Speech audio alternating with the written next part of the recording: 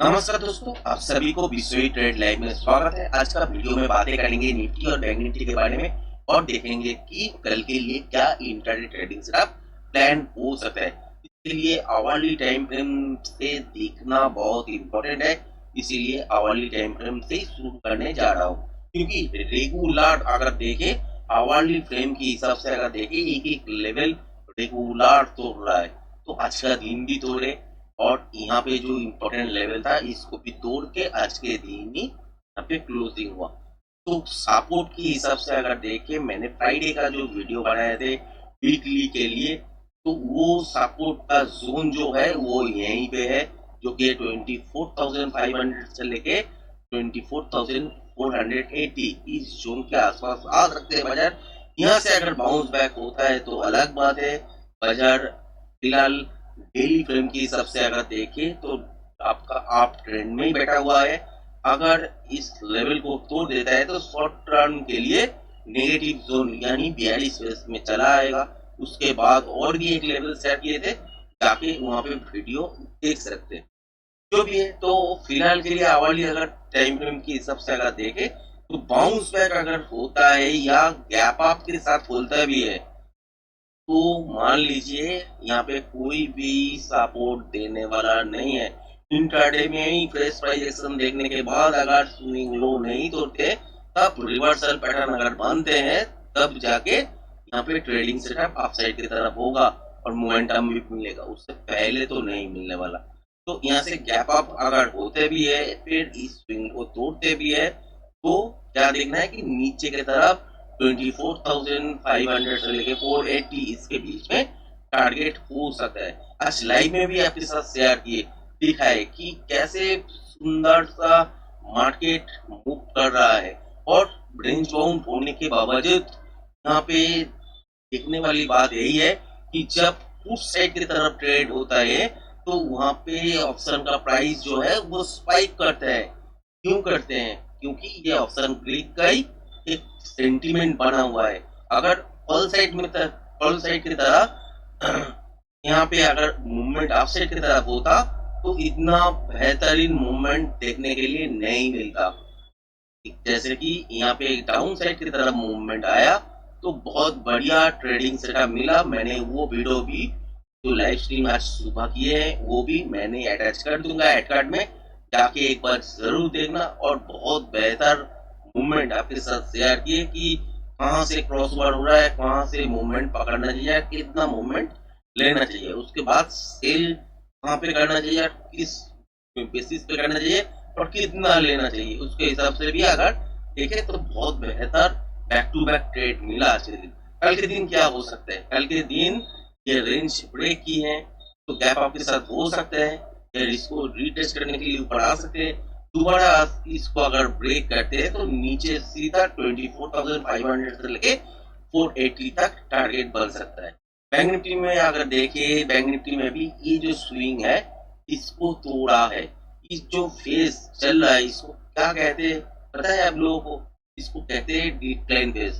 बाजार में तीनों फेज होता है, तीनों फेज लेके बाजार चलते हैं, उसमें से एक फेज है ये डिक्लाइन फेज। ये डिक्लाइन फेज में ही बाजार चल रहा है अभी फिलहाल।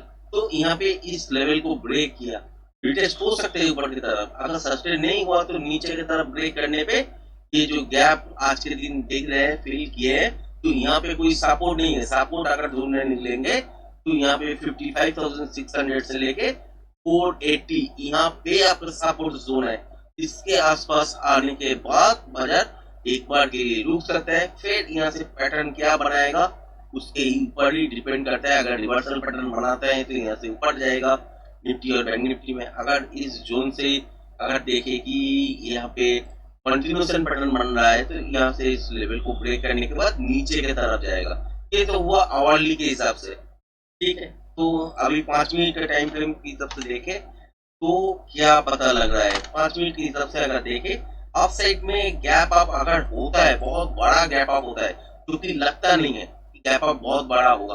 अगर गैप अप होता भी है छोटा मोटा होगा, छोटा मोटा होगा तो यहाँ पे कोई काम नहीं बनेगा, तो दोबारा कोशिश करेगा इस रेंज को तोड़ने के लिए। अगर तोड़ता है तो मोमेंटम ट्रेडिंग सेटअप मॉर्निंग में ही बन जाएगा और उसके हिसाब से आपका ट्रेडिंग सेटअप जैसे ही जैसे नीचे की तरफ मार्केट आता रहेगा, आप वहां पे में ट्रेड लेके बैठे रह सकते हैं।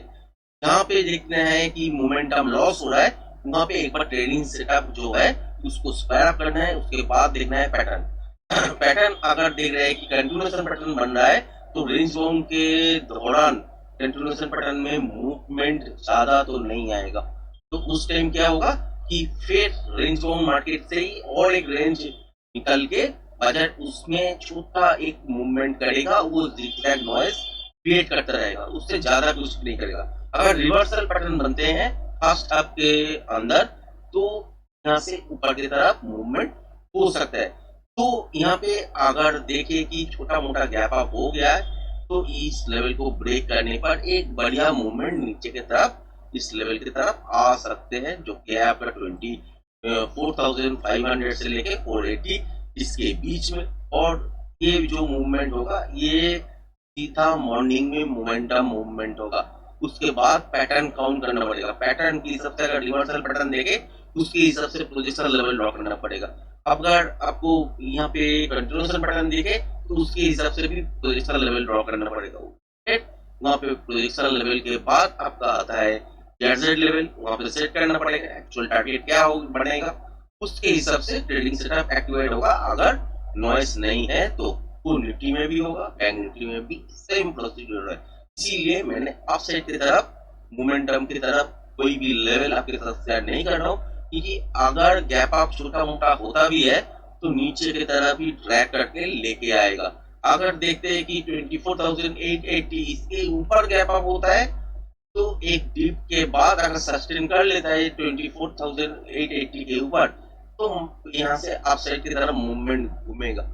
नहीं तो इससे पहले अगर गैप अप होता है तो नीचे की तरफ ही ट्रैक करने का पॉसिबिलिटीज ज्यादा लग रहा है। तो बैंक निफ्टी में भी अगर देखिए तो सिचुएशन सेम है। तो इस हिसाब से अगर देखें तो गैप अप लग ही सकता है। गैप अप के साथ अगर खोलते हैं और ये जोन जो है 56,600 ये अगर ब्रेक नहीं करते हैं, जो कि चांसेस एकदम ना के बराबर है, अगर नहीं करते हैं तो यहाँ से नीचे की तरफ भी मूवमेंट होना चाहिए। और छोटा मोटा गैप अप अगर हो जाता है तो उसके बाद भी ये लेवल अगर तोड़ते हैं, इस जोन को अगर तोड़ देते हैं, मान के चलिए यहाँ से एक मोमेंटम ट्रेडिंग सेटअप मॉर्निंग में देखने के लिए मिलेगा, जो कि आपका 55,560 से लेके 500 480 इसके बीच में टारगेट बन सकता है। ऊपर से नीचे आते आते जब तक मोमेंटम है तब तक ट्रेड को होल्ड करने का प्रयास कीजिएगा। मोमेंटम जहां पे लॉस हो रहा है वहां पे एक बार निकल जाइए, स्क्वायर अप करिए पोजीशन को। उसके बाद देखना है पैटर्न, पैटर्न के आसपास क्या देखना है कि अगर देखते हैं कि ऊपर से नीचे की तरह मूव हो रहा है, तो मान लीजिए कि 55,800 या 700 के आसपास ही आने के बाद यहाँ पे मोमेंटम लॉस हो रहा है, तो एक बार निकल जाइए। उसके बाद डायरेक्शन ट्रेड अगर नीचे की तरफ भी होगा तो बहुत ज्यादा कुछ नहीं होगा, 10-15 पॉइंट का ही ज्यादा से ज्यादा आपका प्रीमियम बढ़ेगा। और अगर नहीं छोड़ते हैं तो इतना पैनिक आएगा मार्केट में, तो उसके हिसाब से आपका नुकसान होने का चांसेस भी बढ़ जाएगा। तो मोमेंटम के साथ ट्रेड कीजिए। इस लेवल को अगर ब्रेक करते हैं नीचे की तरफ, अगर छोटा मोटा गैप अप होता है तो इसको अगर रिटेस्ट करने के बाद अगर देखते हैं कि स्विंग लो नहीं तोड़ा है या निफ्टी में या बैंक निफ्टी में, तब जाके घूम सकता है। तो उसके हिसाब से पोजिशन लेवल ड्रॉ करना पड़ेगा, रिवर्सल पैटर्न यहाँ पे बनना है कि नहीं। अगर नहीं बनना है तो गैप अप के साथ खोलने के बाद भी ये लेवल अगर तोड़ के तो नीचे की तरफ मोमेंटम ट्रेडिंग सेटअप देखने के लिए मिलेगा। जब तक मोमेंटम है तब तक के लिए आप होल्ड कर सकते हैं। मोमेंटम जहाँ पे खत्म होगा वहां पे एक बार के लिए निकल जाइए। उसके बाद देखिए पैटर्न, पैटर्न के हिसाब से है प्रोजेक्शन लेवल बनाइए। जैसे रिवर्सल पैटर्न के हिसाब से प्रोजेक्शन लेवल अलग होता है, और आपका अगर ट्रेंडिंग टाइप का मूवमेंट होता है, जैसे कि कल का दिन नहीं है ऐसा, फिर भी अगर कंटिन्यूएशन पैटर्न बनते हैं तो उसके हिसाब से भी प्रोजेक्शन लेवल आपको ड्रॉ करना पड़ेगा। उसके बाद क्लियर लेवल सेट करना पड़ेगा, फिर जाके यहाँ पे आपको ट्रेडिंग सेटअप एक्टिव देखने के लिए मिल सकता है, फिर नॉइस नहीं आए तो। क्लियर है अभी तक? और एक चीज आपके साथ शेयर करना चाहता हूँ कि इस लेवल को याद करके रखिएगा। इस जोन का अगर ब्रेक करते हैं तो नीचे की तरफ, अगर ऊपर की तरफ जाना होता है करना चाहता है बाजार तो 56,600 के ऊपर गैप अप होना पड़ेगा, जो कि पॉसिबल नहीं लग रहा है। ठीक है, तो इसीलिए ऊपर का लेवल हमने नहीं शेयर कर रहे आज के दिन।